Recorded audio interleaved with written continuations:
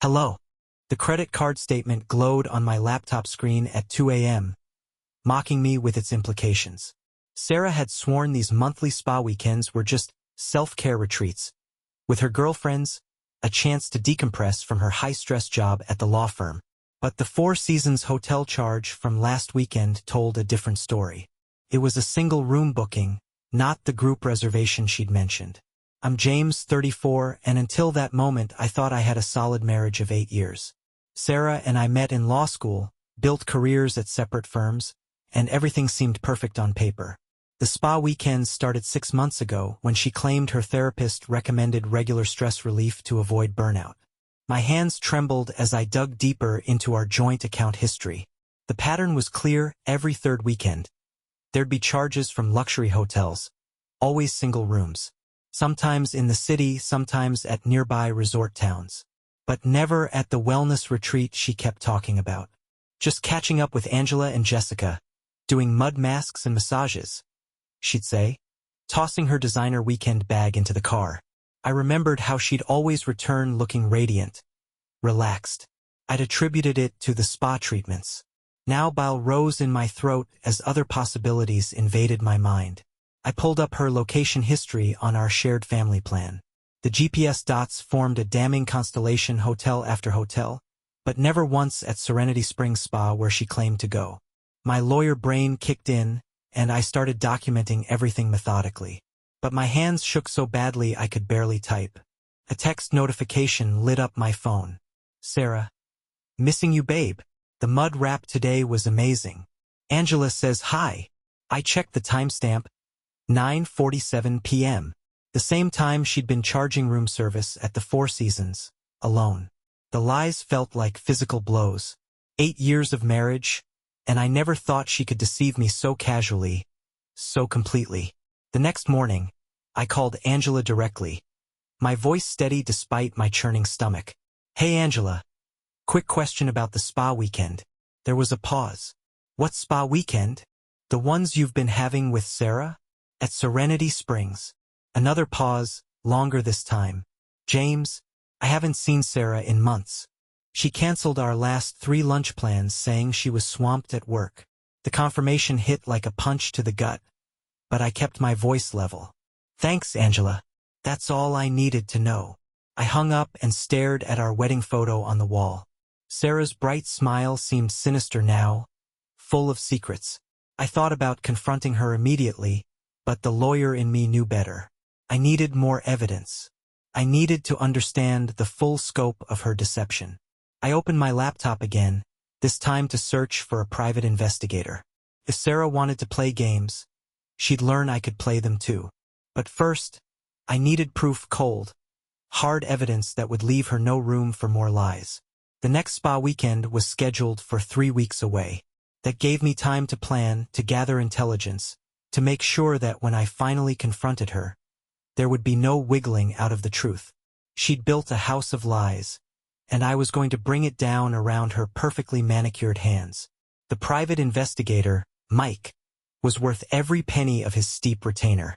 Within a week, he'd compiled a detailed dossier that made my blood run cold. Sarah wasn't just having an affair. She was living a double life that would put a soap opera writer to shame. Your wife meets the same man at these hotels, Mike explained, sliding photos across my desk. His name is Brian Mitchell, senior partner at Carson and Reed. My stomach clenched. Carson and Reed was one of our firm's biggest competitors. The photos showed them entering hotels together, dining at expensive restaurants, walking hand in hand through private gardens. There's more, Mike continued. They've been seen at open houses together, looking at properties in the suburbs. He pulled out more photos. Sarah and Brian touring luxury homes, their body language intimate and familiar. The implications hit me like a freight train. She wasn't just cheating. She was planning a whole new life. I maintained my poker face at home, playing the role of unsuspecting husband. Sarah continued her performance too, regaling me with fictional spa stories over dinner. The seaweed wrap was divine, she'd say, or, Angela's going through such a rough divorce. These weekends really help her cope. Each lie drove the knife deeper, but I kept my face neutral, nodding at appropriate intervals. The next revelation came from our IT guy at work. I'd asked him to recover some accidentally deleted emails from my work account, a common enough request. But when he dug into the server, he found something interesting. Sarah had been sending confidential case files to a private email address. The recipient, Brian Mitchell. She's been forwarding privileged information for months, the IT guy explained. Client lists, strategy documents, settlement details. The pieces clicked into place. Sarah wasn't just sleeping with Brian. She was feeding him insider information about our firm's cases. The betrayal had gone beyond personal. It was professional too. I consulted quietly with our firm's senior partners, showing them the evidence. They were livid but agreed to let me handle the personal side before they took legal action. Get your house in order first, they advised. Then we'll deal with the professional misconduct. At home, Sarah was planning her next spa weekend with practiced enthusiasm. Angela found this amazing new retreat, she said over breakfast. They have these fantastic couples massage workshops. I watched her lie with fascination now, noting how easily the fabrications rolled off her tongue. Sounds great, I replied, buttering my toast. Maybe I should come along sometime. The flash of panic in her eyes was quick but unmistakable. Oh, honey, you'd be so bored. It's really more of a girl's thing, you know? I smiled, remembering the photos of her and Brian getting cozy in the hotel bar. Yeah, you're probably right. That evening, I received an encrypted email from Mike. He'd followed Brian to a jewelry store. The purchase? A 3-carat diamond ring. My wife's spa weekends were about to turn into something more permanent. Or so she thought. I spent that night in my home office, organizing evidence and finalizing my plan. The next spa weekend was in 3 days.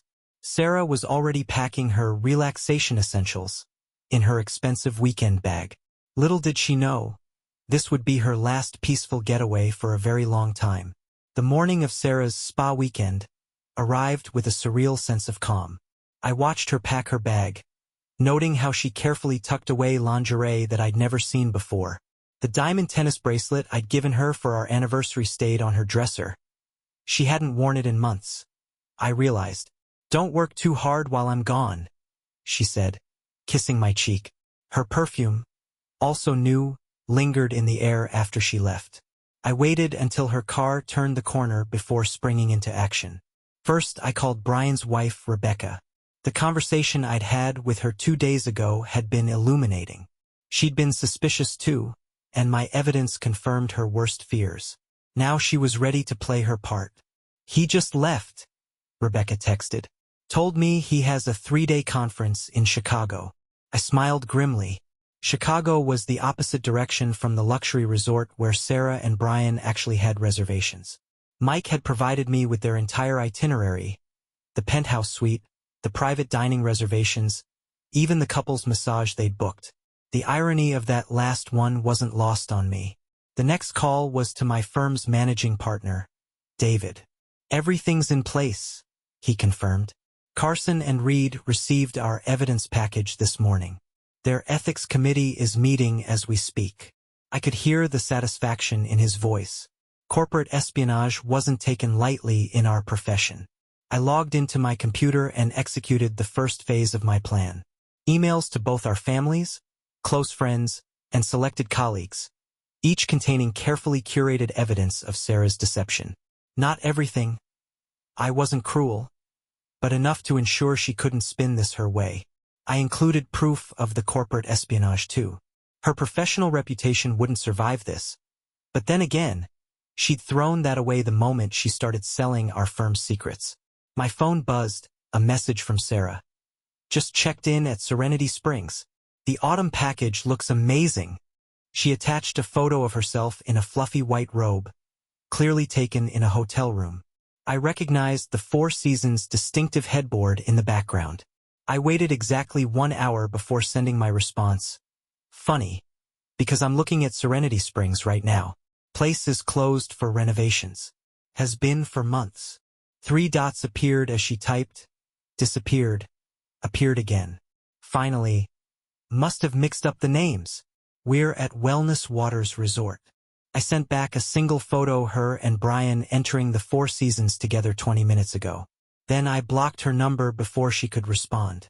The next series of events unfolded like clockwork.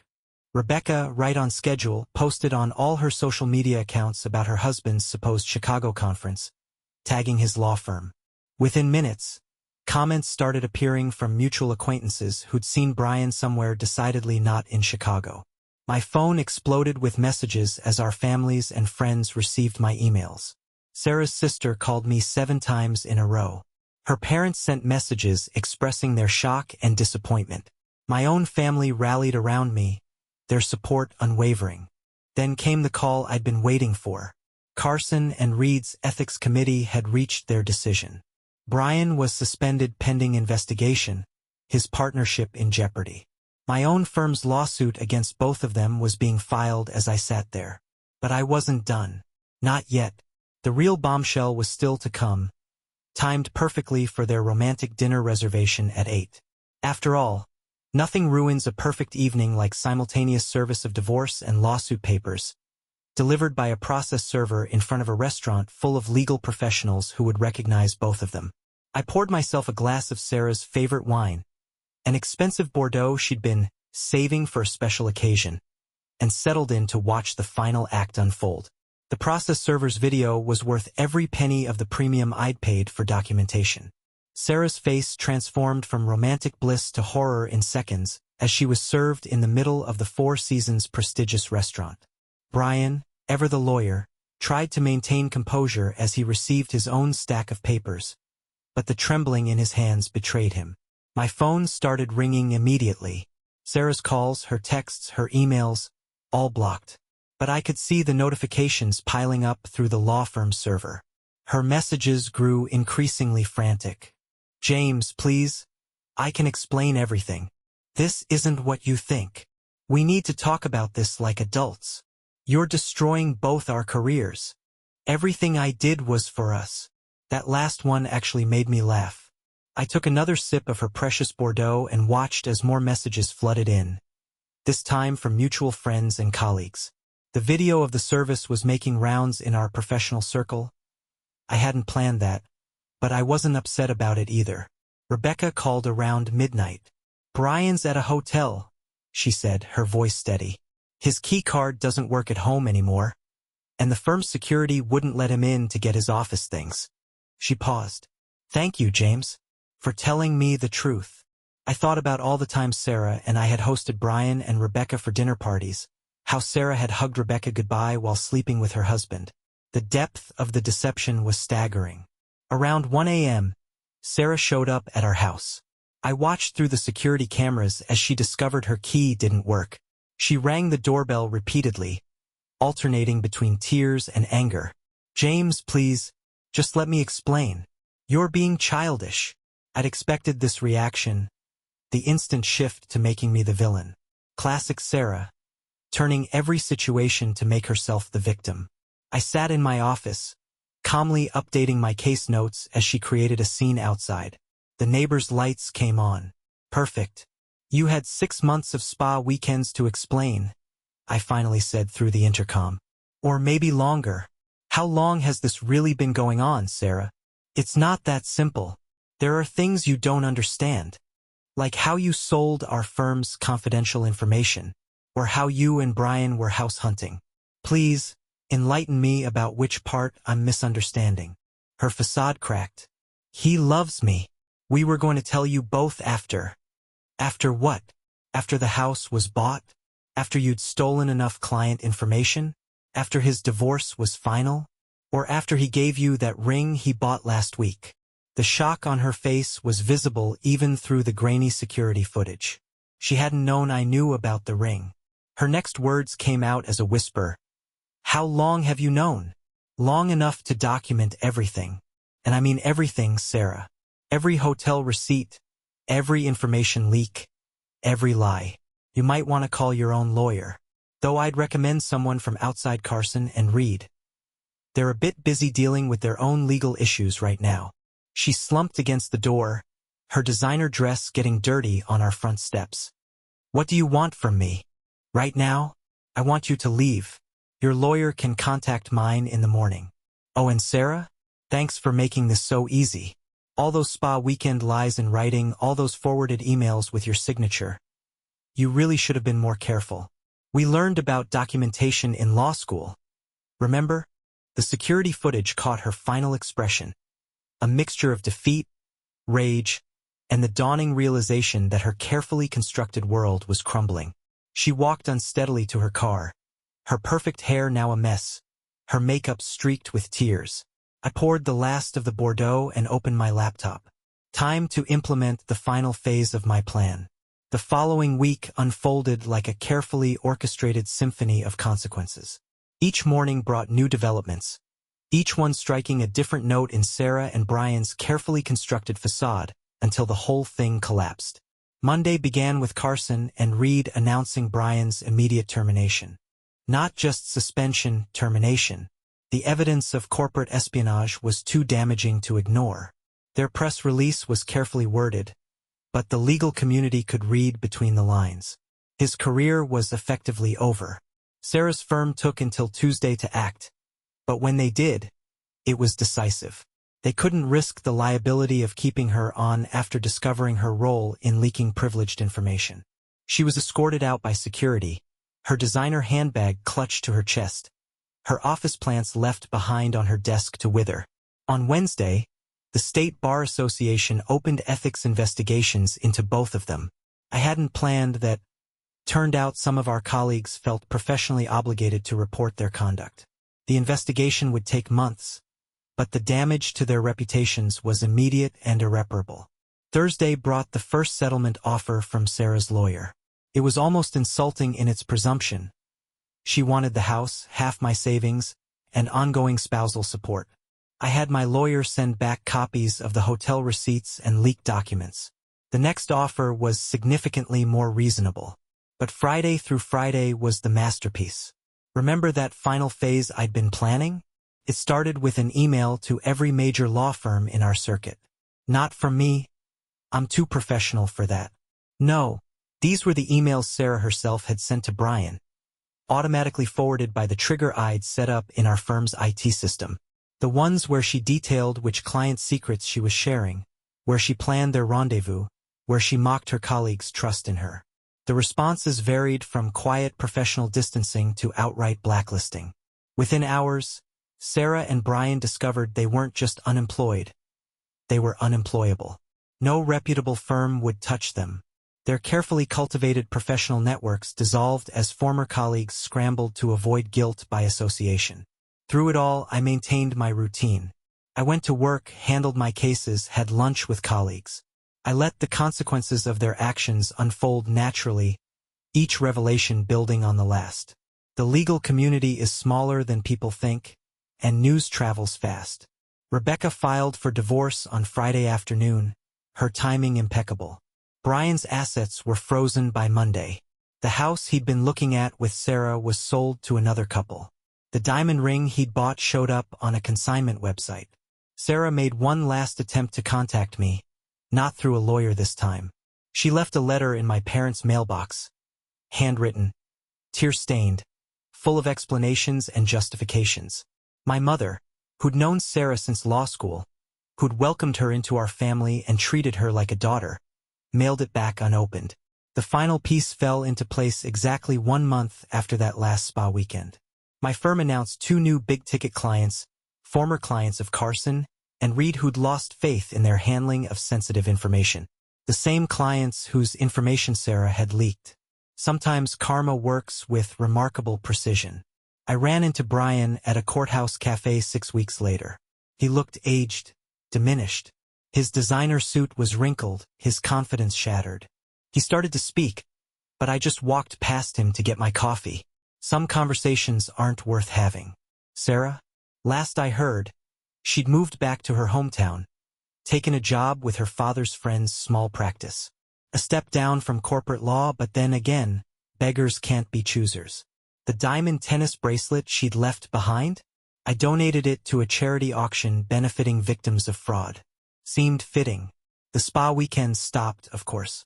But I heard through the grapevine that Sarah still gets email promotions from the Four Seasons. Sometimes little reminders of betrayal arrive right in your inbox, courtesy of an automated mailing list that doesn't know your world has fallen apart. Thank you for listening the story to the end. Write your thoughts about it in the comments and do not forget to subscribe. See you in the next videos. Bye.